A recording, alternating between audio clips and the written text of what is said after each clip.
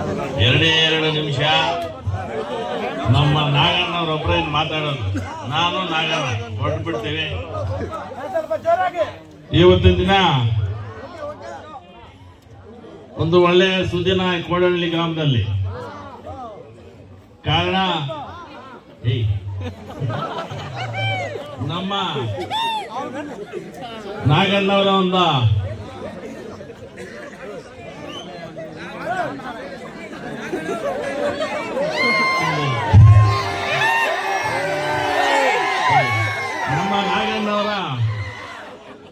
ಮೇರೆಗೆ ಇವತ್ತಿನ ಏನು ಈ ಒಂದು ಆಯೋಜನೆ ನಡೆಸಿದ್ದಾರೆ ನಮ್ಮ ಪ್ರಭಾಕರ್ ಅವರು, ನಮ್ಮ ಶ್ರೀನಿವಾಸ ರೆಡ್ಡಿ ಅವರು, ನಮ್ಮ ಈ ಭಾಗದ ಎಲ್ಲ ನಾಯಕರು ಇಲ್ಲಿ ಕೂತಿದ್ದಾರೆ.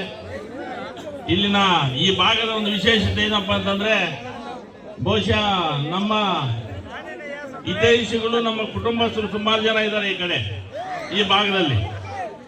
ನಾನು ಏನು ಕೇಳಲಿಕ್ಕೆ ಬಯಸ್ತೀನಿ ಅಂದ್ರೆ, ಈ ಒಂದು ದೇವಮೂಲೆಯಿಂದ ಯಾವುದೇ ಒಂದು ರಾಜಕೀಯ ಕಾರ್ಯಕ್ರಮ ಮಾಡಿದ್ರೆ ಒಂದು ಒಳ್ಳೆಯ ಒಂದು ವಾತಾವರಣ ಸೃಷ್ಟಿ ಆಗತ್ತೆ, ಅದೇ ರೀತಿಯ ಒಂದು ಒಳ್ಳೆಯ ಬೆಳವಣಿಗೆ ಆಗತ್ತೆ ಅಂತ ಹೇಳ್ಬಿಟ್ಟು ಈ ಒಂದು ಮೂಲೆಯಿಂದ ಎಲ್ಲಾ ಕಾರ್ಯಕ್ರಮ ಮಾಡ್ಕೊಂಡು ಹೋಗ್ತೀವಿ.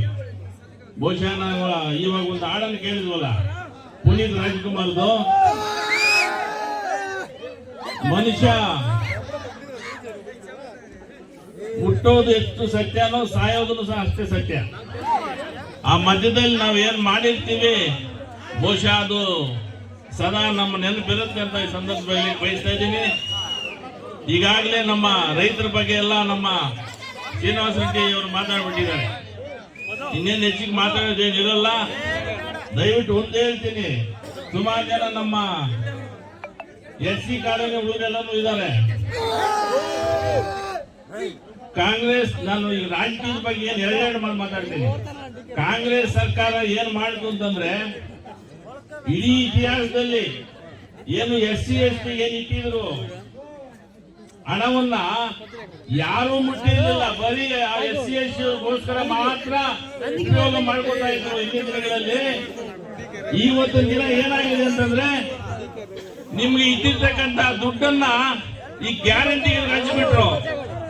ದಯವಿಟ್ಟು ಅರ್ಥ ಮಾಡ್ಕೋಬೇಕು. ಇವಾಗ ಆರ್ಕೆಸ್ಟ್ರಾ ಇವತ್ತಿರುತ್ತೆ, ನಾಳೆ ನೋಡ್ಬೋದು, ನಾಳೆದು ನೋಡ್ಬೋದು. ಬಹುಶಃ ಇದು ನಮ್ಮ ಜೀವನಗಳ ಒಂದು ಕತೆ. ಇದು ರಾಕ್ಷಸ ಸರ್ಕಾರ. ದಯವಿಟ್ಟು ಅರ್ಥ ಮಾಡ್ಕೊಳ್ಳಿ. ಮುಂದೆ ಒಬ್ಬ ಒಂದು ತಲೆ ಮೇಲೆ 40 ರಿಂದ 50 ಸಾವಿರ ರೂಪಾಯಿ ಇಟ್ಟಿದ್ದಾರೆ ಈ ಕಾಂಗ್ರೆಸ್ ಮಹಾನುಭಾವರುಗಳು. ಅವ್ರ ಇತಿಹಾಸ ಸೃಷ್ಟಿ ಅದೇ ಮಾಡಿರೋದು. ಈಗ ಒಂದು ತಲೆ ಮೇಲೆ 30 ರಿಂದ 40 ಸಾವಿರ ರೂಪಾಯಿ ಸಾಲ ಮಾಡಿಟ್ಟಿದ್ದಾರೆ.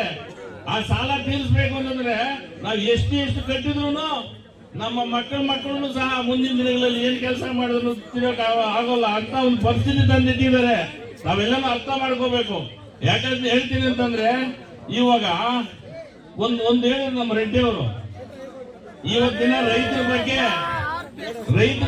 ಯಾರಾದ್ರೂ ಚಿಂತನೆ ಮಾಡ್ತಾರೆ ಅಂತಂದ್ರೆ ಬಹುಶಃ ಅದು ದೇವೇಗೌಡರ ಕುಟುಂಬ ಬಿಟ್ಟರೆ ಇಲ್ಲಿ ಯಾರು ಈ ರಾಜ್ಯದಲ್ಲಿ ನಿಲ್ಸ್ಕೊಳ್ಳೋರು ಇರೋದಂತ ಈ ಸಂದರ್ಭದಲ್ಲಿ ಬಯಸ್ತಾ ಇದ್ದೀನಿ.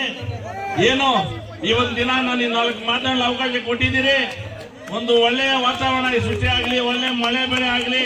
ಅದೇ ರೀತಿ ಏನು ನಮ್ಮ ಈಗಾಗಲೇ ಹೇಳ್ತಿದ್ರು ನಮ್ಮ ಸಬ್ ಇನ್ಸ್ಪೆಕ್ಟರ್ ಮೇಡಮ್ ಅವ್ರ ಬಗ್ಗೆ ಏನು ಅವ್ರಿಗೆ ಇವಾಗ ಇಲ್ಲಿ ಅಭಿನಂದನೆ ಸಲ್ಲಿಸಿದ್ರು. ಅವರು ಬಹುಶಃ ಅವ್ರನ್ನು ಸಹ ಒಂದು ನಮ್ಮ ರೈತರ ಕುಟುಂಬದಿಂದ ಬಂದಿರತಕ್ಕಂಥವ್ರು ಸಹ ನಾನು ಅನ್ಕೋತಾ ಇದ್ದೀನಿ, ಬಹುಶಃ ಇರಬಹುದು ಅಂತ ಸಹ ನಾನು ಈ ಸಂದರ್ಭದಲ್ಲಿ ಬಯಸ್ತೀನಿ. ಅವರು ಒಳ್ಳೆಯದಾಗಿ ಒಂದು ಒಳ್ಳೆಯ ಒಂದು ಆಡಳಿತ ನಡೆಸಿ ಒಂದು ಒಳ್ಳೆಯ ಹೆಸರು ಗಳಿಸಿಕೊಂಡು ಸಂದರ್ಭದಲ್ಲಿ ಹೇಳ್ತಾ, ಬಹುಶಃ ಏನು ಇಲ್ಲಿ ತಾವು ಮಾತಾಡಲು ಅವಕಾಶ ಕೊಟ್ಟಿದ್ರಿ. ನಾನು ಮಾತಾಡಲು ಅವಕಾಶ ತಮ್ಮೆಲ್ಲರಿಗೂ ಒಂದು ನನ್ನ ಮಾತನ್ನ ಮುಗಿಸ್ತಾ ಇದ್ದೀನಿ. ಜೈ ಹಿಂದ್, ಜೈ ಕರ್ನಾಟಕ.